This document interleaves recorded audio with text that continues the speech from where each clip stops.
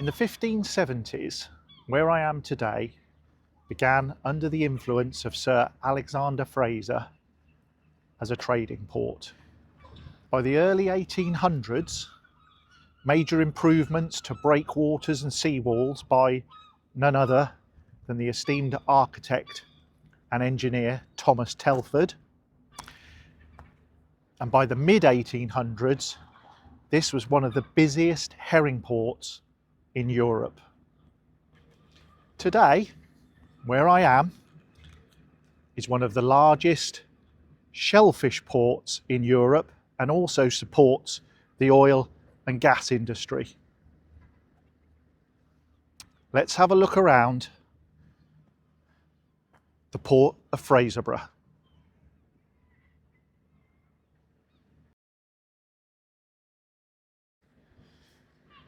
So yes, welcome to the port of Fraserburgh, which is enormous. Look at the size of that beast. I just have no idea how big these ships are. What blew me away, this is the grateful Fraserburgh, what blew me away when I first moved to the northeast of Scotland is just how massive these ships are. I always pictured fishing boats to be about the size of this one in front and smaller, and sort of crewed by smaller family crews. But when I first saw these, I was literally mind blown. So yes, the grateful Fraserburgh, 69 meters long, built in Gdansk in Poland and delivered in 2017, and operates out of here in Fraserburgh. It's a pelagic trawler, which is herring, as I'm led to understand. Look at the searchlights up on there. The scale of these things are enormous.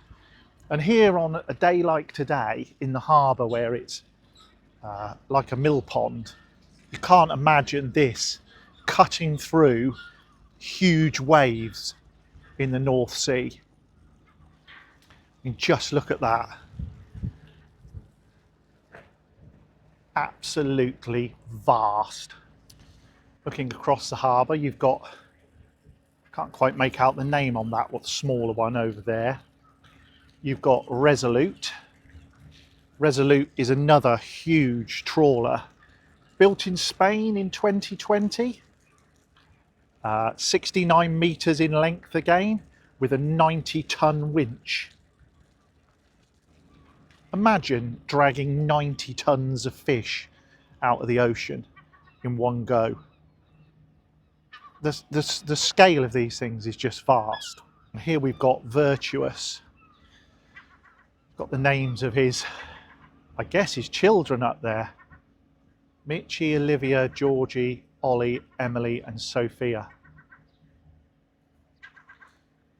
These are all beautifully painted.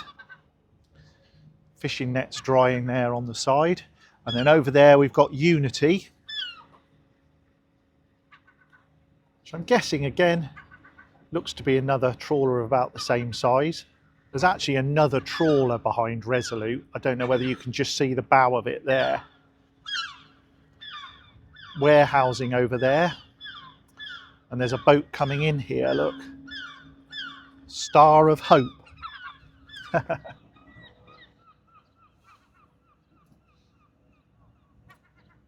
Here we've got Fraserburgh's lifeboat. Current lifeboat, a Trent class, I believe. And it's called the Willie and May Gall. Been a lot of tragedies of lifeboats in Fraserburgh. 1919, the Lady Roths capsized, 2 crew lost. 1953, John and Charles Kennedy capsized at the harbour entrance, 6 of 7 crew lost. 1970, Duchess of Kent capsized about 30 miles offshore, 5 of 6 crew lost. The sea is still a very dangerous place, and without people like that, going out on that, in any sea, many, many more lives would be lost.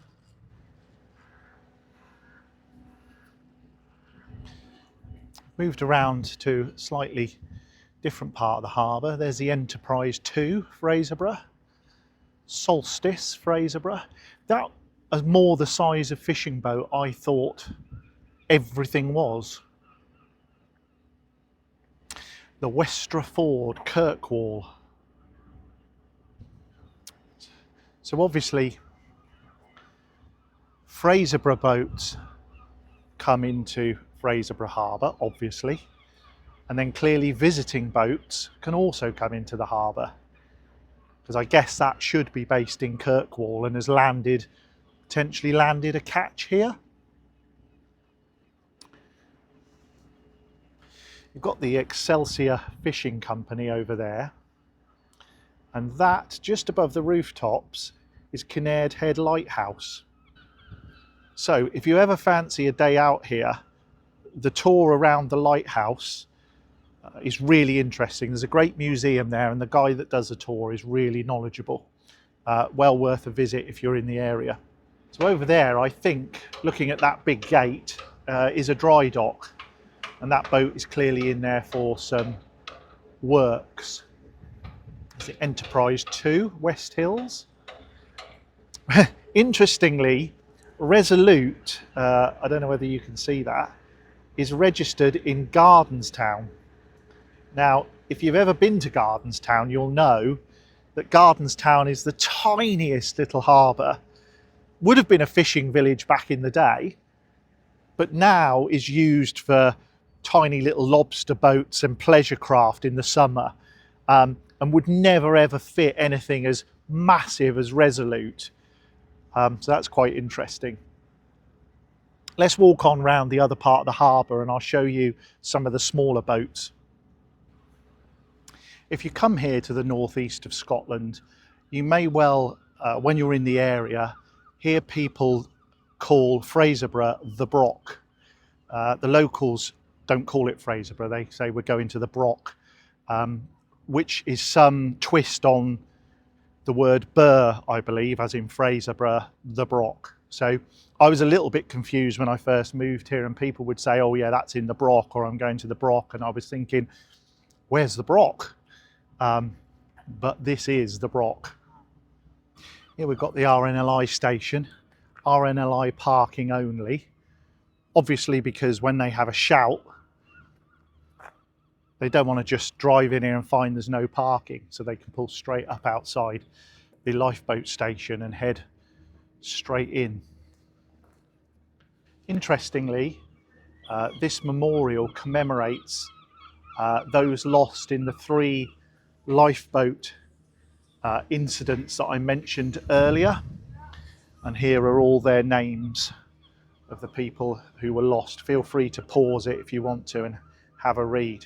Coxswain Andrew Noble, acting second coxswain Andrew Farquhar, coxswain Andrew Enrici, mechanic George Duthie, assistant mechanic James Noble, crew members Charles Tate Senior, John Crawford, John Buchan, coxswain John Stephen, mechanic Fred Kirkness, crew members William Haddon, James Buchan, James R.S. Buchan. This was unveiled in 2010. The Shalana.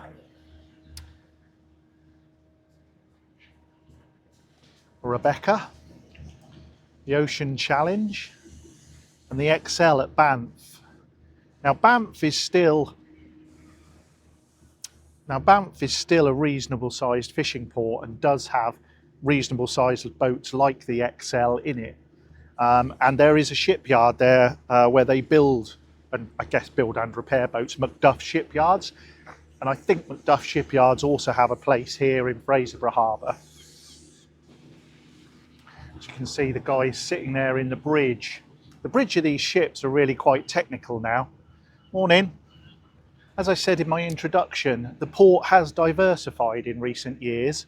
Obviously oil from the 1970s onwards, when the North Sea became into use for oil production. And then of course here we've got Murray East Offshore Wind Farm.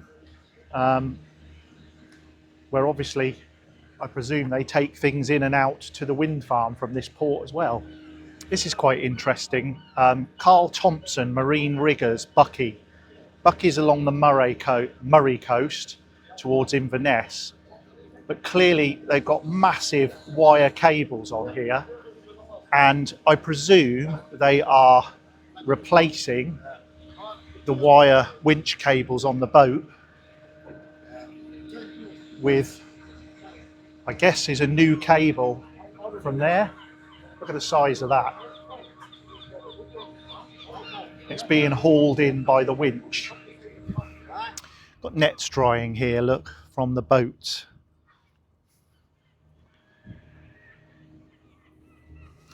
I can't tell you what an amazing day here it is in Aberdeenshire. I've even put the mic on without the wind muff. I pretty much never do that here because it's always fairly windy. So I've taken a real chance today and hope this audio's good. But it is a cracking day. Here we are in the smaller part of the harbour. Look at this boat, True Token. Check out Popeye. He remembers the song, Popeye the Sailor Man. Can't remember how it goes. Golden Dawn down there. FR18 and Armoria.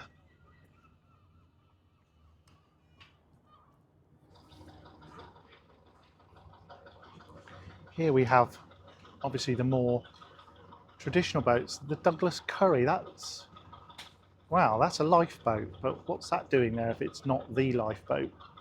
Maybe it's the old one.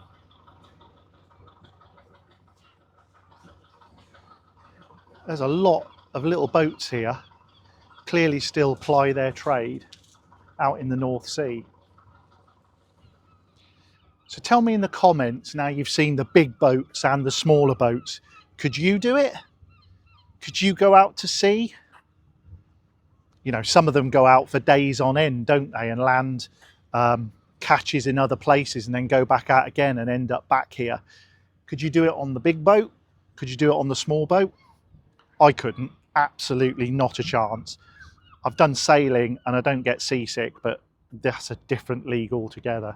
Let me know what you think. Obviously, what comes with shipping ports are associated industries. So obviously we've got the Westward Fishing Company there, the Fisherman's Mission, which I believe is obviously accommodation and food for fishermen.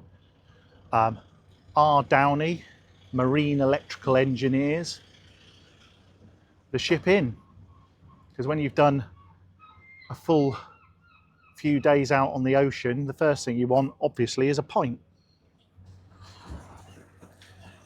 Guy there cleaning his boat off.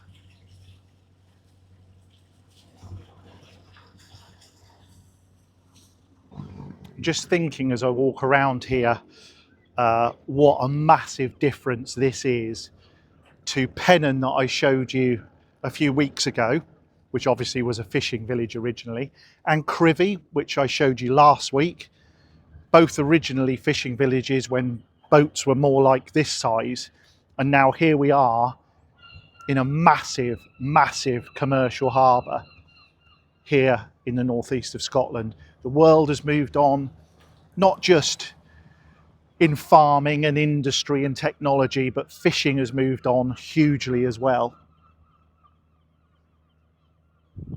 The Harbour Cafe, Monday to Friday, 6 till 4, Saturday, 6 till 12. Sadly not open today for a brew. Now we're into the fourth part of the harbour. A couple of boats over there, Sancta Maria and the Ocean Crest.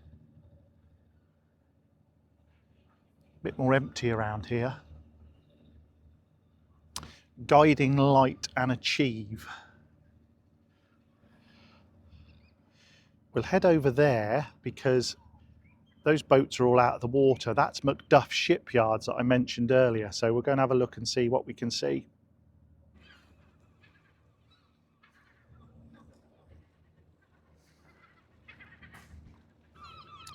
Buchan Hall and Mitchell Limited, boat repairers, joiners and carpenters.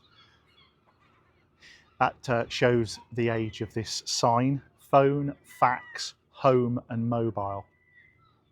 Imagine a business now having their home number on their signage, or a fax for that matter. So here we are. There's 3 boats there, winched up out of the water. They clearly put these steps up to get to them, look, safely, so you can get on and work on them. Incredible. Not actually sure I'm allowed in here, but we'll have a little butcher's. See if we get told off. How on earth they get these out of the water? Ah, right, okay, I think I see. Can you see the big cradle that they're on? Each one of them is on a huge cradle, you see, with wheels on it. And then here there's like a railway track. I mean, that's wooden, that's massive. They don't look big in the water, but they're bloody huge. So they come on these cradles, and what I think happens is the cradle gets dropped down. So there's an empty cradle ready to go. And I think that lowers into the water. And once it's down in the water, you sail the boat into the cradle, stop it, the cradle lifts up out of the water and then follows the tracks along. And then I'm betting there's tracks that go in as well. So it follows the tracks along. Yes, there are. There you go. Can you see? It then gets to the point here where they level it up and drive it off to the side. So they could have 1, 2, 3, 4, 5, at least 6 of this size of boat in here. I mean, just being underneath this thing, I don't know whether you've got any idea of the scale from this film, but that is mad. Absolutely mad. I wonder how often these have to come out of the water to be anti-fouled and painted. Hoping this is gonna, well, this is not even going to give you an idea of the scale. It's just crazy. Absolutely crazy. Look at that. What an interesting place. Just spotted something here that you might, can you see that? I don't know whether it's, yeah, it is. It's just about focusing in on it. That, I think, is what they call a sacrificial anode. Yeah, it's got it. They've got them all over the propeller housing, and yeah, let me show you. Got them all over the propeller housing, the rudder, and along the bottom you see those silver things with Macduff written on them. So they are sacrificial anodes. Now, I'm not scientific. Don't ask me how they work, because it's like witchcraft to me. But basically, when they're on the boat, they put them on pipelines as well. Steel pipelines have sacrificial anodes, and they run an electric charge through them, and the rust doesn't go on the main part of the boat or the pipeline. The sacrificial anode rusts. Hence the name sacrificial anode. Someone much cleverer than me, if you're in the comments, you know how they work and you can explain it to me like I'm a 4-year-old, please jump in the comments. Sri Lanka. Philippines and Sri Lanka. Sri Lanka, yeah. Nice to meet you. What, you on one of the boats? Yeah, boat, yeah. Fishing? Yeah. Ah, wow. And do you fly here to go on the boats, or do you get a boat here? Bring to the market. Right, yeah. How long are you here for? 5 days, 7 days. 5 days, 7 days. Yeah. And how long are you away from Sri Lanka and the Philippines? Yeah. Forever? Me 7 months. Wow. Me come. Really? Yeah, me 7 months. Yeah. Wow. Have you got family in? Yeah. No. You've not. You got family. On the Yeah, boat, yeah. not family. Ah, Yeah. right. Wow. Okay. Do you like Scotland? Yeah, Yes, very very Yeah? nice, Yeah. good, kind, very people. Very Really? Good, kind, yeah, very Good. kind, Yeah. The weather's always like this. Yeah, good. Several times change, but normally good. Ah, Good climate, excellent. Yeah. Excellent. Superb. I'm just doing a little YouTube video of the port. Yeah. So I've been right over there and just walked right the way back over here. So yeah. Nice to meet you guys. Okay, yeah. Good luck. Yeah. Okay. Thank you. Bye bye, guys. Bye. There's a boat here winching some big crates aboard.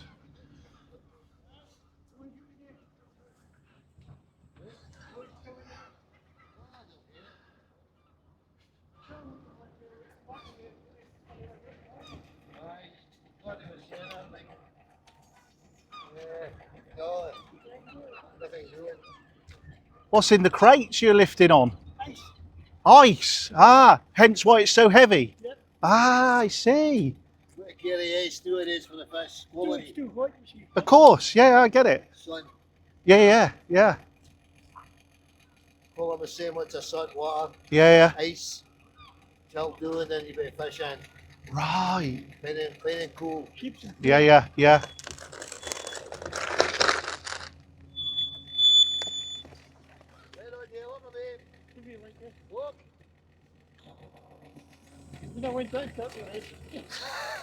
What does it weigh? Ton maybe? I would think of it point. That way John of it 0.3 West ton. That way of it 0.3 West ton. 150 kilos in tons of mackerel. Okay. Yeah. It's mackerel. 200 litres of water. Right. Yeah. It's mackerel you're fishing for. Aye. Hence the lines. Yes. Ah. Wow. You heading out this morning? Get along then. Lovely. That's a rare job, like. Aye. You get with her. Yeah. When I ask for me, Because it's always like this. no, not always. No, Wow. It's up to now. This has been the best summer we've had in years. Yeah. Yeah, it's been pretty good, hasn't it? So we are making a plan. And yeah, that last couple of days, it's just come up. Not used to it up here, are we? No. But then again, I don't like much of the sun anyway. No. Skin cancer and all It's that. same. Aye. No, nothing to keep it off. Is that hot in your heat? It is a bit, yeah. No, I'm there sun season. Well, tight lines. I hope you catch lots. Well, hope so. Fingers Absolutely. Nice to meet you guys.